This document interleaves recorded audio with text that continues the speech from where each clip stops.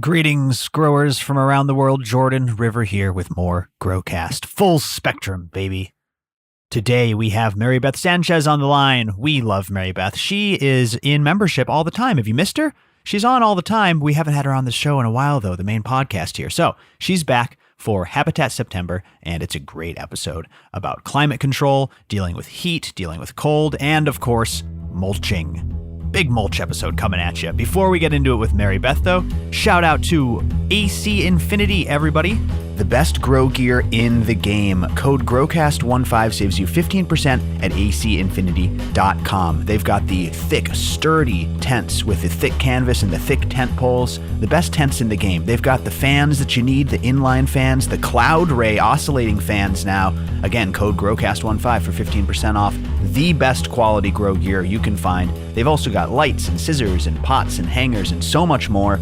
But when it comes to the fans and the tents, there's no one else out there that does it better. The inline fans, the Cloud Line series, are fantastic. The S series is the simple series. Still comes with a 10-speed fan controller. And the T series comes with a controller that lets you automatically dial in your temperature and humidity. acinfinity.com, code GrowCast15 for 15% off. They even have grow kits that come with everything you need to expand.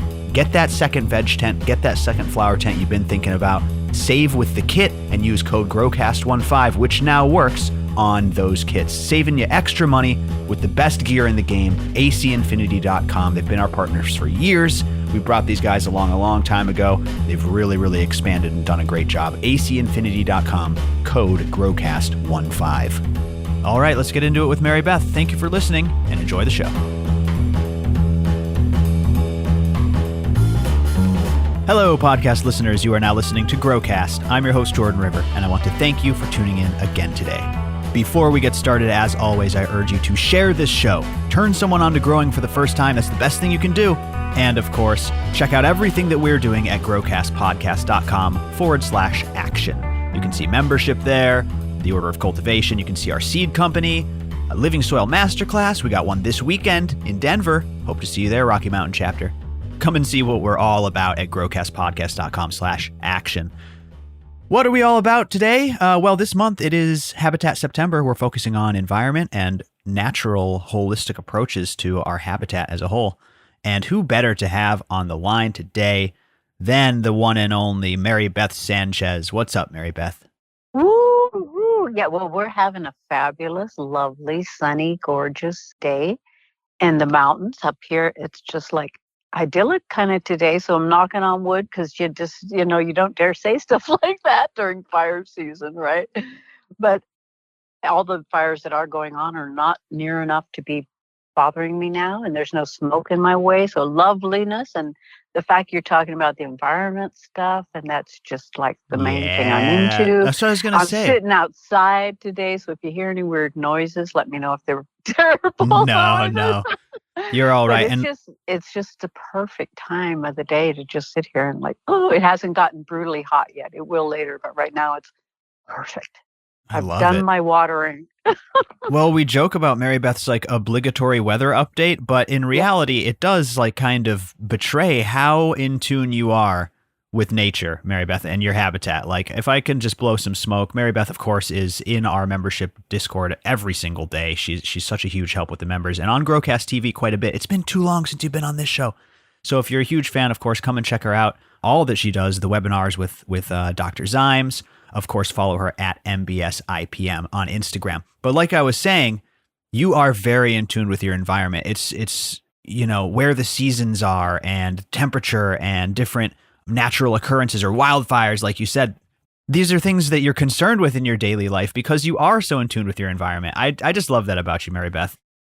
Being raised as a farmer's daughter, and the farmers, the big ag, they're all about the weather. Every single day it's about the weather. All the farmers get together and they talk about the weather. So it was my dad and my granddad, the people that they hung out and associated with. Yeah, we got the weather weather convo brain track very deeply ingrained I think it's good. And I think, I joke about this. That's all my dad talks about now that he's living out on a desert island. Yeah, and he just talks about the weather, and he seems really happy is the thing. He'll be like, oh, clouds are going the other way today. That only happens 3 or 4 times a year. He literally said that to me. With all the problems in the world today, it's nice to be able to ignore it all and just watch the green leaves and the blue sky and So the true. lovely breeze and just, focus on that. That's heaven. Heaven is inside you, folks. That is fucking heaven right there. Amen. I love it. Amen. I love it. And listen, for Habitat September, we are focusing on environment, but we chose habitat, beyond that, because it does kind of go into your life, how you exist in this space. Like I said, a more holistic approach. Alexandria is always talking about this sort of thing. And I feel like when you're in an outdoor gardening environment, first of all, it completely changes the rules of the game. Like I'm really learning that. Oh, yeah. Just absolutely crazy. And you have to be in tune with your environment. Otherwise, you're shooting yourself in the foot. You're going to be counterproductive in that type of situation. Well, it's going to be a lot more difficult, that's for sure. There's a lot of that feeling with humans that they're disconnected from nature, like they're a separate thing. And really, we are just part of it. So the more that you are outdoors and into it, the more you can really actually notice that you are just one of those many millions of creatures born of the earth and part of the earth, part of the nature. Yes, so healing. I absolutely love that. It must make your job difficult, though, from a consulting perspective, because, with indoor gardens, it's like, well, is your temperature off? Well, get it right. Fix it. What's wrong with you? Just fix it. You can raise that temperature because you're inside. Is your humidity off? Get a dehumidifier. It's not like that for you as a consultant. You got to be like, what zone are you in? And then you're like, what? Different. Yeah, it's a totally different game. What pests are present in that area? It really complicates things. Is there a wildfire nearby? Yes. Yeah. Do you have a greenhouse? Yeah, it's all kinds of different factors come into the equation. So, it gets complex. You do have to kind of personalize it for the garden. But we are going to go over some kind of broader subjects today that I feel will cover many, many bases. I'm doing my garden outside. And one of the things that I really realized, Marybeth, this was such an incredible lesson, something that I've had to relearn, but the importance of mulch. We haven't talked too much. Oh my God, Marybeth, it's insane. Yes. My spouse has finally become a convert because he's seen for himself the benefits of mulch. I was nagging him for years, but hey, now he believes and he preaches it. I actually hear him talking to other people about the benefits of mulch, and I'm like, cool, it really got in there. You brainwashed him. So listen. We know we've talked about this on the show before. If you're in a grow tent or whatever, you don't want that soil surface exposed. There's a lot of reasons you don't want it exposed. The light hitting it, the heat hitting it, bad for the microbiology and the top surface. Evaporation right. of the water. Yep, more water loss, and you might throw on some rice hulls or something to cover that up. Really clean, not going to change anything except you might be watering a little less. And that's a good carbon source too. Yeah, silica and the microbes can thrive under there because it's nice and evenly moist.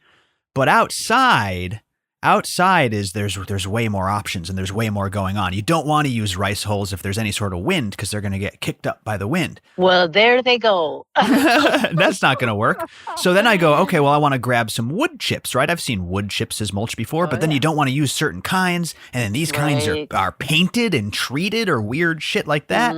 Oh, yeah, there is some weird stuff out there. Pretty bark. So what do you like? What are your thoughts on the different choices for an outdoor garden's mulch? Yeah, well, I'm lucky to live in the woods. So, we do have lots of natural wood bark chips around because, there's lumber mills here and there, and hardwood or softwood. What you don't want is wood that was diseased. So hopefully you won't be getting something that, died of a terrible, like, for instance, the oak root fungus, the Phytophthora ramorum that's taken most of the oak trees of California down, slowly and surely. Oh my gosh. And then, the march is on. You mulched with oak, and then now you have this disease in your soil? Yeah, there you go. You spread that around because it's in the wood. Just a terrible thing. I could go on and on about that, but it's part of the thing about, trying to keep your environment more balanced and healthy, and your plants will be better able to fight against such things and to get your fungal and your bacterial populations more beneficial rather than to be skewed on the side of the bad guys, because just like in a human population, when your town is overrun by hooligans and there's not enough good guys to Yeah. counteract them, things can get a little skewy. But if you don't have any bad guys, what are the cops going to do but eat donuts all day? So, you got to have a little balance going. Well, when we look for wood chips, are we avoiding certain types of woods? We've heard about things like Black walnut is black a walnut. problem. Okay, well, let's talk Yeah. about this, right? Because this compound in the black walnut tree, jugalone, I believe it's called. Shout out to Yeah. ICP. Jugalone is bad for other plants. It fucks them up. It kills their roots and Yeah. shit. But then I once read, and you tell me if this is just untrue, or I think I read it in a forum somewhere, that it's when the plant makes contact with the roots of the oak tree. So would oak chips be a bad idea anyways, or what do you think about that? No, not necessarily. I mean, if you don't Oh, I said have oak. disease. I meant black walnut. I said oak. God damn it. I'm confusing my woods. I do this all the time, Jordan. I don't feel bad. But yeah, with the black walnut, I wouldn't trust the wood because the toxin is present in it. And Oh, okay. just the thing it's about like kind of maybe erring on the side of caution. You know what I mean? Going rather than could to be, take yeah. a chance I on don't know. this stuff. I don't know. think That's good to know, the though. principle behind it. But I was always told, don't use cedar chips because cedar tends to be anti everything because it's purpose. Like you make your cedar chest because you want to keep Yes. life out of there. It's So, antimicrobial, and it's yeah. it repels pests. It's a great thing to like. Yeah. You're right. Store things in, but you don't want that Right. antimicrobial property in your garden. Not in is your what you're saying. soil. I love it. Yeah. So there, better to go with your regular old fir, pine, oak if it's good oak. Not all the pine is good either. Some of it has disease as well. So, hopefully you get wood chips from decent trees. It's not like all trees are diseased or something that you have to worry about. Sure. Do you inspect them? I mean, how would you even tell? Do you look at the wood, make sure Well, it looks you kind okay? of can tell. Yeah, because diseased wood will usually have noticeably hideous kind of looking black, brown, pitchy, things that look like something wasn't quite right there. And it doesn't Whoa. look like so much like the sap that you see coming out of a pine. It's more like, ugh, something that really would concern you, like a black tarry kind of a look or specks like that. The fungal diseases they do look nasty. When you chop a tree down and it has that phytophthora that I'm talking about, it's like there's black, big, bloody veins just oozing out all throughout the tree. It's just like you look at it Damn. and it's like, it's bleeding to death from multiple wounds. It's like a And tree out just of this, Evil Dead or something. nasty, oily looking, thick, sticky, ugh, and smells vile. And yeah, it's eating the insides, important vascular system of the tree. And yeah, this oozy stuff coming out is the icky dead stuff that it's killed inside the trees. Not good. Not good at all. So yeah, the way that you would try to prevent a thing like this from happening is to get your good beneficial fungal colonies strong in the first place, keep things mulched. Because if you have beneficial fungus in your environment, it always outcompetes the bad guys. But you've got to have it in there in decent numbers. Because if you've already got that for instance, that oak fungus is coming, that you want to really, really be heavy on the trichoderma, maybe heavy on the ingredient of mycostop. I can't remember exactly what it's, a bacillus, I think, or a streptomyces. It's one of these. It's a streptomyces. Yeah, bacteria that it's just really good at that. And there's a few of them that are really good at these things, and including the bacillus subtilis. And the more of these kind of things that you have in your environment, just to put them out, even in your wild lands, then the better your population there has a chance, because it's not necessarily so that these things are in great numbers in your environment, obviously, because these serious pathogens are taking in where I live. With not only are the pine trees, the most of the conifers being subjected to the beetles, but there's also a canker disease that they're getting. And it's just like, oh, okay, on top of that, on top of the drought, on top. It's a triple threat. The more plants we can plant in the universe, the better for, all growers, regardless of what you like to grow. The more plants you can put out in the universe, the better it is for keeping God, I love it. more normal climate going. Okay. Well, forget the climate for a second. I just like that. More plants for the universe, for your health, for just that's and incredible. for your mental health as Yep. well, because just looking at them, looking at plants and a planted environment compared to looking at a desolate environment, it does such a thing for your psyche. I can't get over it. Just doing it for the sake to do it. I just love that. Yes. You know, it's really tickling my fancy. Yes. But listen, I did firsthand observe the benefits of mulch because we've been doing this Living Soil Masterclass tour with Alexandria Irons. Oh, You've been helping. God, yes. You've been helping us with that. We'll get to that in a moment. But we're scoping people's soil, right? And it's so fun. Like it's really cool. You can identify a nematode. We'll teach you how to do it. It's really neat. Sometimes we find some wild stuff, and that's when we come to Marybeth, and she's just such a good wealth of knowledge. But anyways, we're seeing these growers, you know, indoor living soil grower from Illinois, native soil grower from Oklahoma. We're getting to personally look at these people's soils, and we've learned so much. Almost every single time that it's been a little lackluster under the microscope, we ask if they're mulching.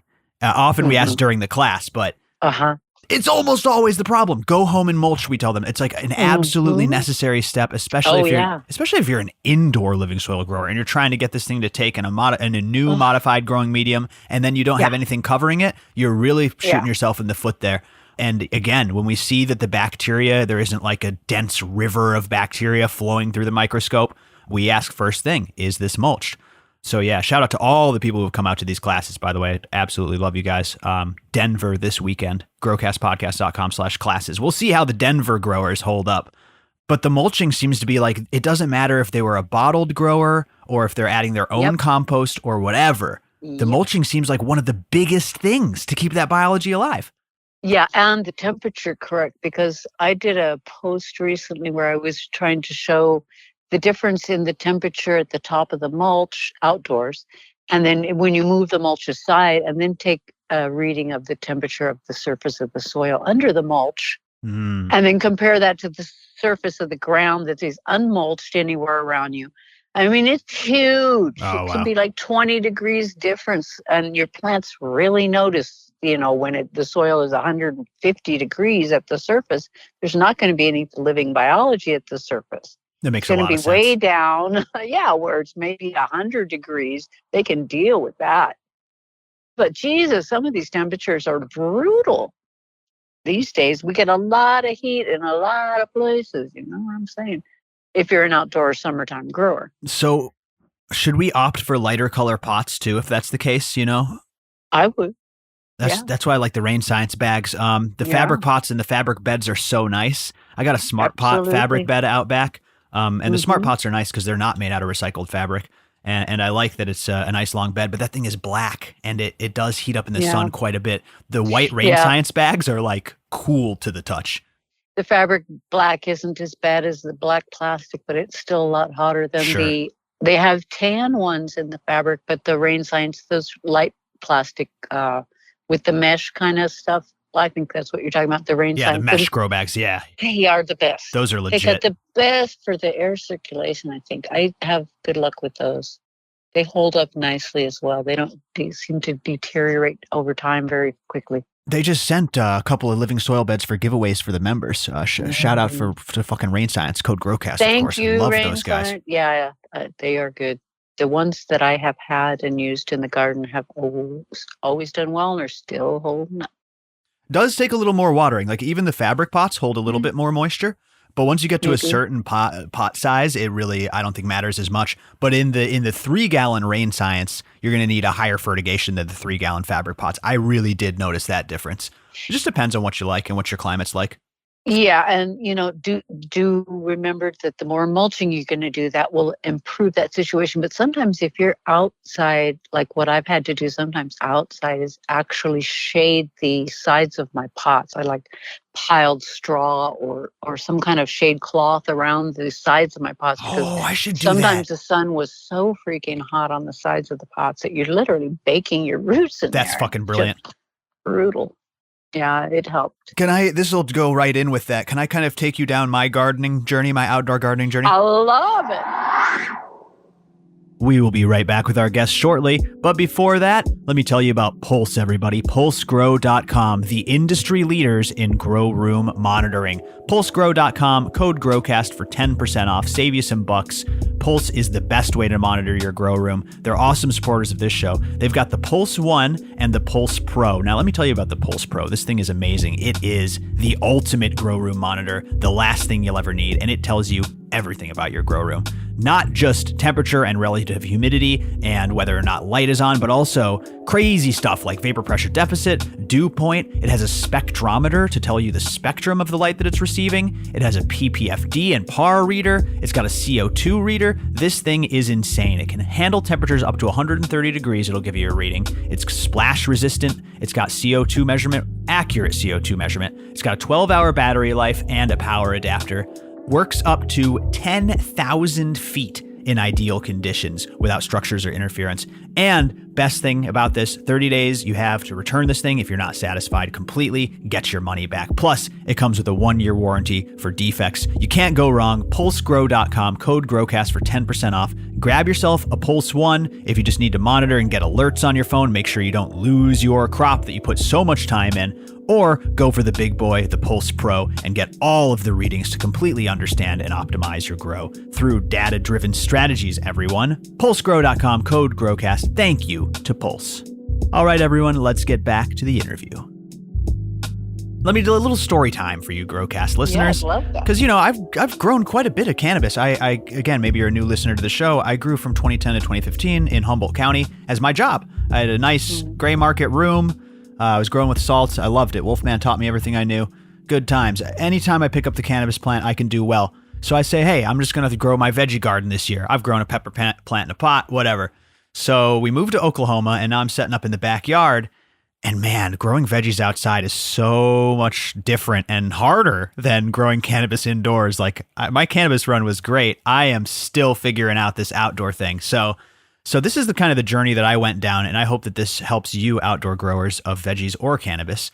I started with a raised bed, a fabric raised bed, right? That Smart Pot. It's a nice long one. It can give you a lot of room for soil.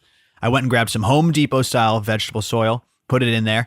Now, this is my problem. I was out in full sun right away, and I was unmulched. Terrible combination. Everything was struggling, and it was really, really hot. Also, the importance of planting the correct crops at the correct time. Simple Google search or a farmer's almanac, make sure you're doing that. But I realized quite quickly that unmulched in this heat was a terrible idea and that the plants were suffering. So, like I said, add the mulch. Suddenly it's staying more moist, more even. The plants improve a little bit. But they were still being pounded by the sun, Marybeth. I didn't realize that these outdoor growers, so the sun can be way too powerful for, I imagine, cannabis as well, a plant that you don't want to overload or sunburn at all. And so now I have to get into this idea of shade, shade cloths that people use. If you're in a greenhouse, this makes so much sense. But I had to get into the world of shade cloths. What do you think about people using shade cloths? When do you apply one? How hot is too hot? How bright is too bright? Do you just look at your plants? Yeah, because they really aren't all the same. Now with cannabis, thankfully, they can tolerate a lot more bright sun than most other plants. Sure. What we have to use shade cloths a lot for here is our fruit trees.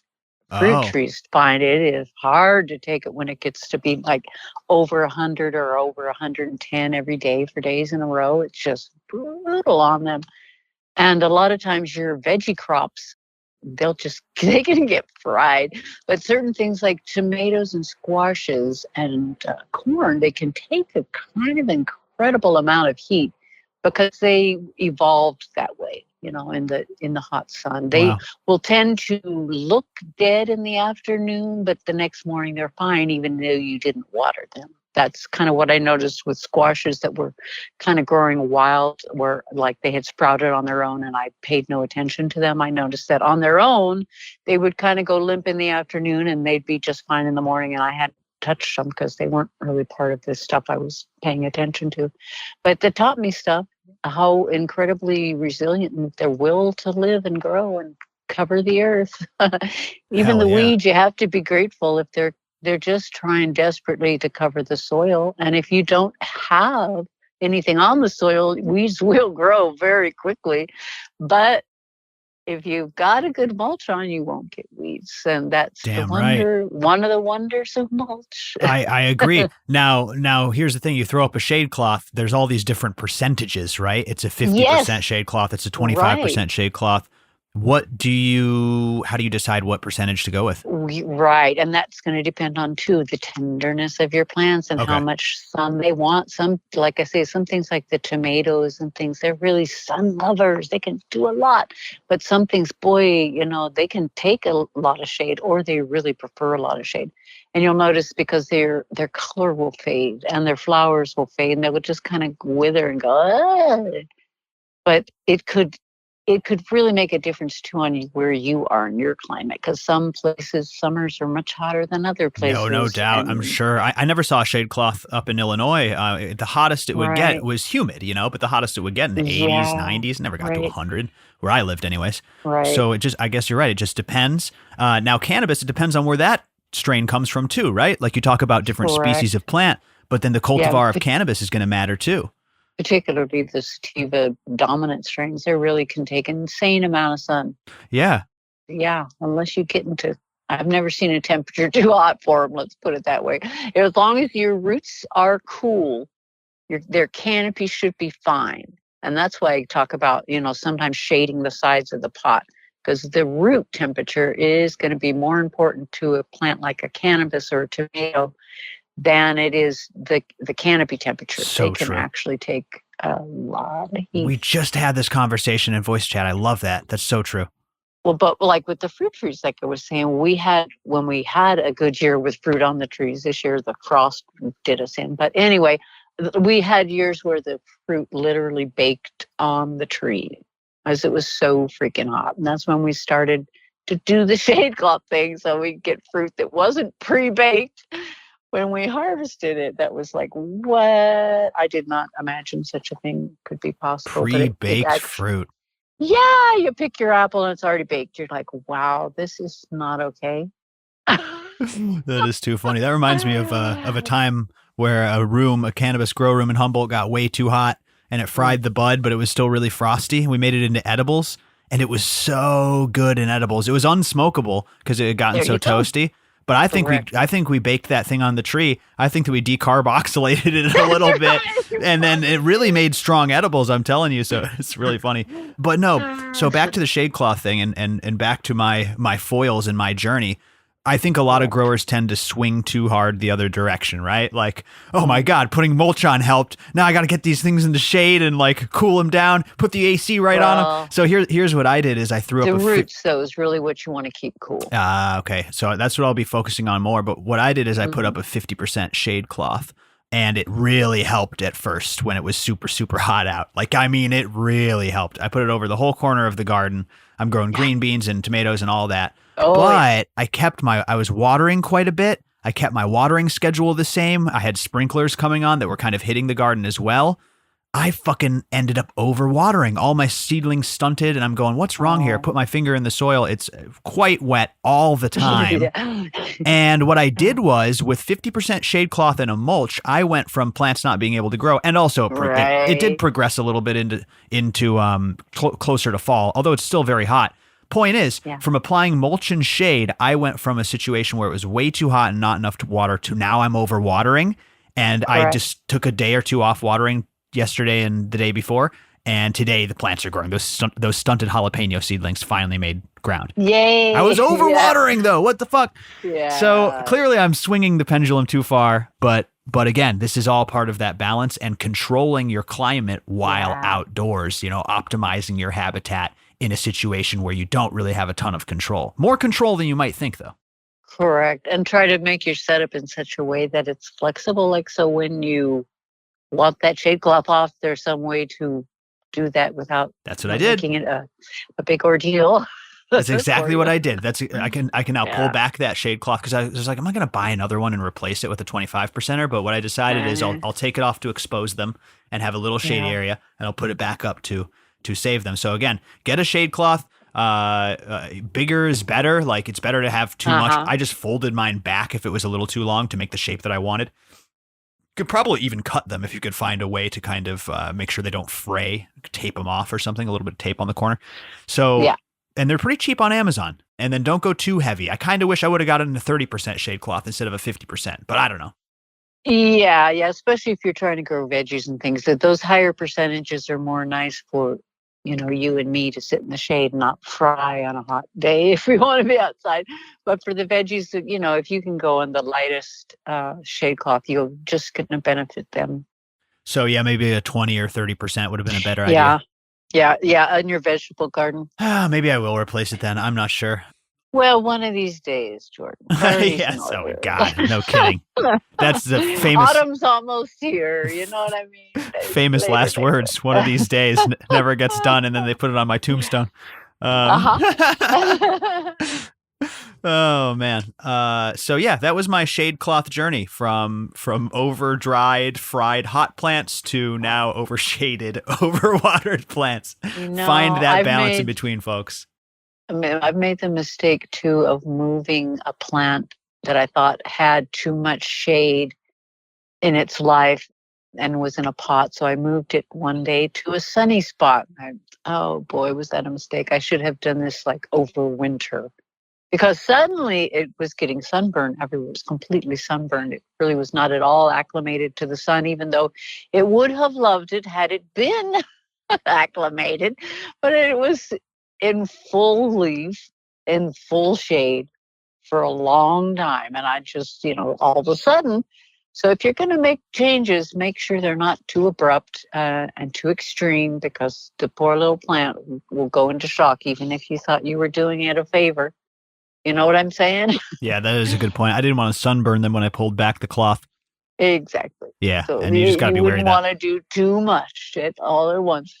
There's a thing called stippled shade that is a desirable condition for lots of plants. And that's like what people have that lattice work, kind of little rooms where shade and sun live at the same time and it moves all day across the plant. So it stays kind of gentle and they get lots of light but lots of air without getting burned. And it's really great for growing succulents and things. They love that kind of light. And a lot of these kind of veggies and things can live well in that kind of light. You just got to experiment. Okay, so what you're describing, I think I know exactly what you're describing. It's almost like they take really, really thin 1x wood and they crisscross it like a tic-tac-toe board pattern. Yeah. Right. Yeah. So you've got full squares of unexposed light, but then these cross hatches.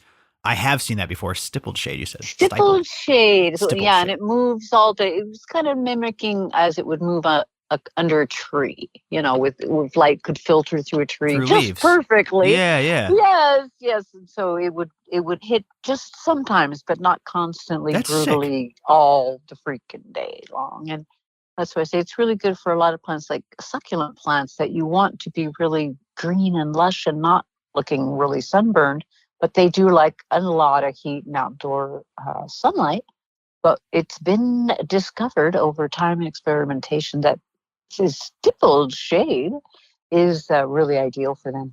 Like if you're growing those lovely little donkey tails and things that, those succulents that hang in baskets and stuff, they're really fun to grow, but they really don't like the full sun as much as they like They like it stippled. I like that. Yeah, for the donkey tails. I'm trying to grow a different part of the donkey myself, but so I was recently thinking about, controlling your environment and things being too hot. Temperature is the most important thing in environment. This is what Dr. Coco said on my show. And the more I think about it, the more I think he's right. I would also go as far to say that I think that cold is worse than heat. Because let's say it's too hot in your outdoor garden. Let me lay out my lawyer argument. If it's too hot in your outdoor garden, there are a bunch of steps you can take, right? Shade the bottom of the pot, throw up a shade cloth to shade the canopy. Ice cubes. Add ice cubes, add silica to deal with the heat. Yeah. There's lots of moves you can make. It might still get too hot and you're still fucked, but there's options. What about if it's too cold? What do you even do? Outside, you're just, ooh. Your plant stops feeding. It gets all droopy. A lot of people are like, why is my plant droopy? It's not overwatered or underwatered. It might be the cold in your space. That droop, the buds, the buds might come out very frosty and stinky, but they'll be very, very small. The yield goes way down. Yeah. If you're putting tender things outside, they're usually small and they're usually hopefully small enough that you can cover them with something like an inverted empty plastic container, something that's kind of like a miniature greenhouse that you can take off as soon as the air warms up a little bit. So oftentimes A in little the shelter? spring months, yeah, we'll go out with buckets and things. You've got to have air holes in them, but it keeps the frost and cold from actually killing the plant overnight. Oh, sure. But when the sun comes up, you can take it off and have like normal light and keep the things alive. But they also have a thing called a wall of water, which people used to buy a lot, and I don't know if they still sell them, that they would put around their tomatoes if they wanted to start their tomatoes early, and people would do it with their cannabis when they caught on for a while. And it's kind of like, those things that you put in a freezer that have water in them, and then it's flat. Like if you had a sprained ankle or something, you would take this thing and wrap it around. It's almost like a little miniature tubular plastic thing with water in it. Oh, sure. Yeah, I know what But you're talking like about. a blanket, like it could lay flat. But what it does is it wraps around the plant with a wall of water, and that insulates. That thing collects heat during the day and it radiates it off at night. Well, you know how they can do in a greenhouse. So put a big thing of 50-gallon drum of water in a greenhouse, and it'll collect heat in the day and it'll radiate it off at night. That's Right. one way you can do heating in a greenhouse. But, That's a good it's not point. like a lot of heat. But the Something same you with can these do. little walls of water. Yeah, there's just a little, like I say, it's a plastic thing filled with water that surrounds the plants and keeps it from freezing at night on the cold night when you want to get your garden going. Is that a water wall? I've heard these greenhouse guys talk about a water wall. Yeah, probably. Maybe. I mean, I'm guessing it probably is. But if it sounds similar, it probably Sure is. does, yeah. It's a whole new world to me. I feel like such a noob outside. But yeah, It you is want a to different world. keep that temperature optimized, and it seems to me like Mm. short of adding a heater, like you said, the insulation is a really good point. I'm sure insulating the pots themselves, like if you have a bigger plant, like if your plant is in flower, Mhm. I'm sure that might be a good idea, right? Insulating your pot. But cold is a tough one. Yeah, and but like I say, mainly it's the canopy that you had to worry about. So if you have some container that, you hear a frost is coming or it's going to be a freeze tonight, if you go and you can take that container and invert it over the top, if your plants are getting big, then you're going to need bigger containers. Yeah, I'm thinking you're in flower. Maybe you have an auto flower grow and it gets a little cold too early. It wouldn't happen that often, really, that somebody would be having a plant that big during the cold season. It just doesn't make sense Yeah, outdoors. I guess that's true. Yeah, harvest time coming when it does. If it, Yeah. I'm going to try to pull off an auto run here late. I don't know if it's a terrible idea, but I'm going to do it. What's the Yeah. worst thing that's going to You happen? never know with an autoflower what they're going to do. So That's true. they're always fun to experiment with. Yeah, I love a good auto experiment.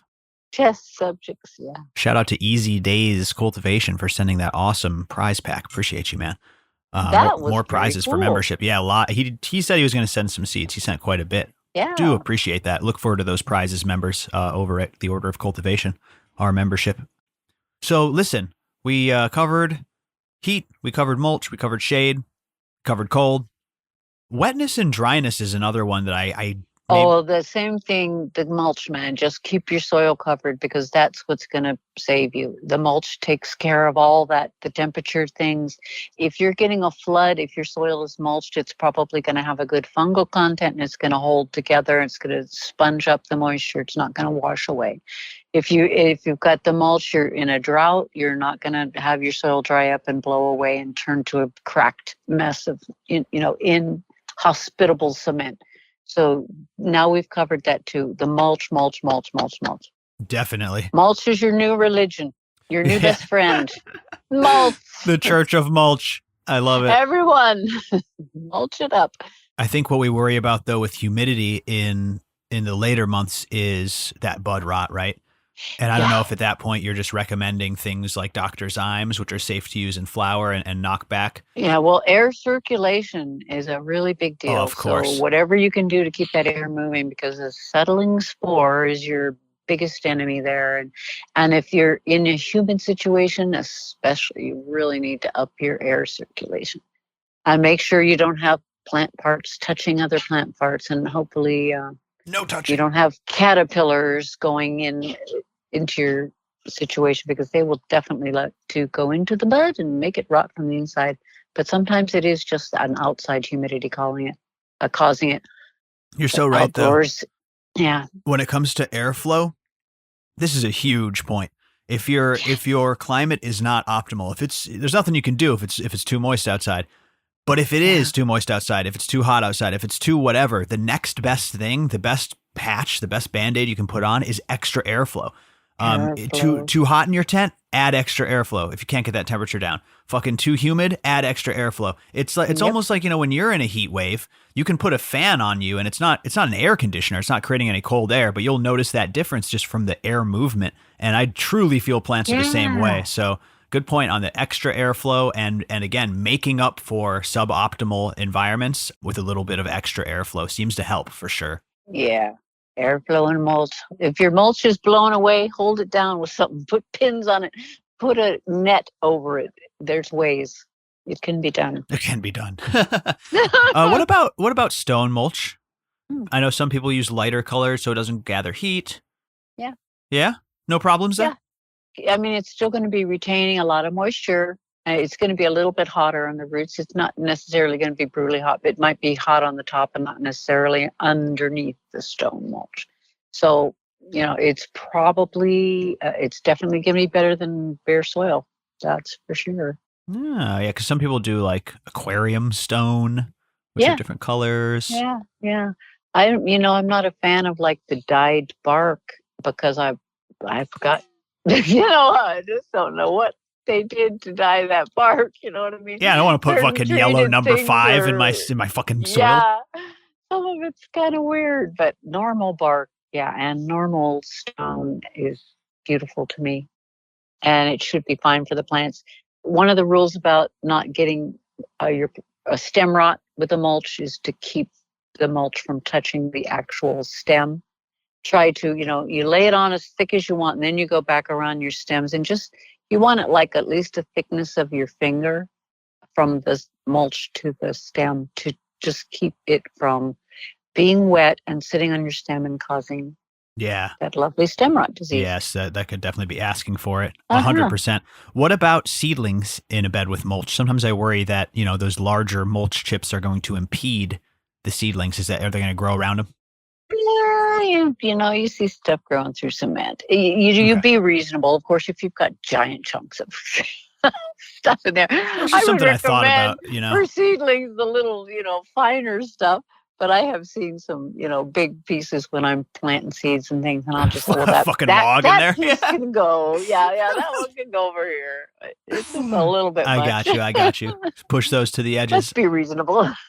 And again, I really noticed the importance of gardening outside, but I've been mulching indoors for quite some time. And, as the listeners know, on this show, we promote all styles of growing, and we truly believe that there is no one right answer for everybody. But correct. I think that mulching in soil is one thing that I would literally recommend to every single soil grower, especially inside. Rice hulls are so cheap. They're like $1 a pound at any brew store. You go to like a brew your own beer store. There's one in your town. You'll be surprised. It's there. Yep. You walk in, they got all this cool, expensive shit, and you just say, "Hey, do you have rice hulls?" And they'll measure them out for you. They're so clean, and they're great indoors. And again, it's like I do not see a downside if you're in soil. And they smell good too. Yeah, totally.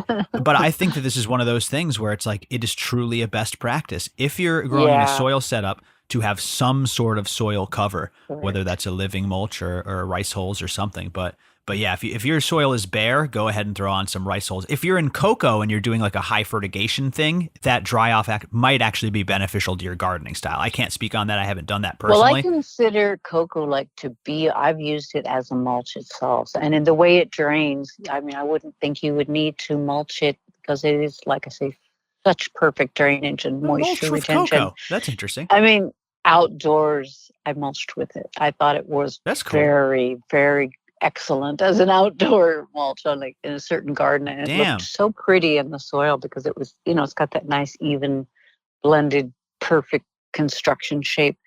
Yeah, it was good for... Well, this was, when I was at the nursery, I could spend other people's money. So I just go get some mulch and put it out. Goddamn right. This is for research and development. This is very important. The garden has to look pretty, so that's what I'm doing. And I loved it when you could just water through it. Yeah, it was great. And no, it keeps the weeds away. It worked perfectly. Plants never complained. They never said a word, huh? Not a word. I love it. Okay, I think we just about wrapped it up. Is there anything we missed on outdoor climate control and outdoor habitat? There's so much more we could do, obviously. Again, so much Marybeth in membership, growcastpodcast.com/membership. Come and join us, folks. But here on the show for this outdoor climate control, any big glaring pieces that we missed? If in doubt, mulch. And give us a ring. We'll answer any other questions if you think of one. But yeah, I think we covered it pretty darn good. Absolutely. Mulch. Mulch. That's the new tagline of the show, everybody. Yes, Jordan. That's your new middle name, Mulch. I'm literally going to Discord to change that when this episode drops. We're gonna have to do that. Yes. That's the next name change, 100%. Marybeth, you are a doll. Thank you so much. At MBSIPM is your Instagram. We will let you sign off with your traditional sign off. Thank you. You darling lad. You have a good one. Thank you so much. You're the best. Grow your garden successfully and happily with lots of mulch. Okay. Lots of love and lots of mulch. All right. Lots of mulch. Okay. Lots of love, Marybeth. Bye-bye. Isn't she the greatest? Thank you to Marybeth Sanchez. Thank you to you, dear listener. Again, we have Living Soil Masterclasses coming up this weekend, the 17th. We are in Denver. Come and see us. All the tickets can be found at growcastpodcast.com/classes. And we are in San Diego after that, and Buffalo after that, Toronto, and even Honolulu. The tickets are live. Go and grab them before they're full. Buffalo's looking like it might sell out. Thank you, everybody, so much. We have more Growcast coming to wrap up this month. Obviously, new theme coming next month. Got so much planned for you guys. You have no idea. Stay tuned to this show. Let us know if you need anything. And be safe and grow smarter. Bye-bye. That's our show. Thank you so much for tuning in. Thank you to Marybeth, and thank you to all you listeners. Before we end the show, though, shout out to Rimrock Analytical, our choice sex testing partners. RimrockAnalytical.com. Code GROWCAST gets you free shipping on your tests. Code BULK10 for 10% off if you buy 10 tests or more. Those codes stack, everyone. Go and grab it. It's way, way worth it. It's the fastest, most reliable sex testing partners out there. Again, Bulk 10 gets you 10% off if you order 10 tests or more, and Growcast gets you free shipping. You can sex test your plant at a seedling stage. As soon as you have those true leaves come out, snip a cotyledon, mail it off to Rimrock. They will get you tests back so fast. I've seen these guys deliver tests on Saturday night. I've seen these guys deliver tests the same day that they've received the tests, Sundays.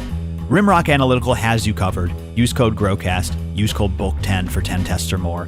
And stop wasting time sex testing your plants. You don't need to grow them out. You don't need to waste those nutrients in soil, and most importantly, time.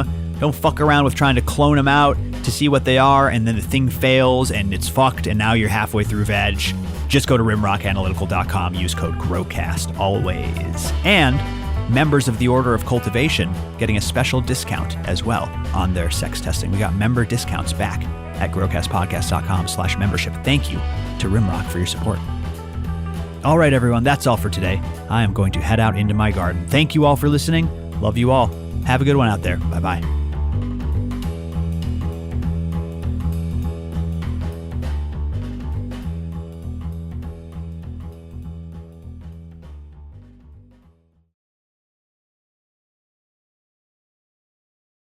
Mulch. The mulch.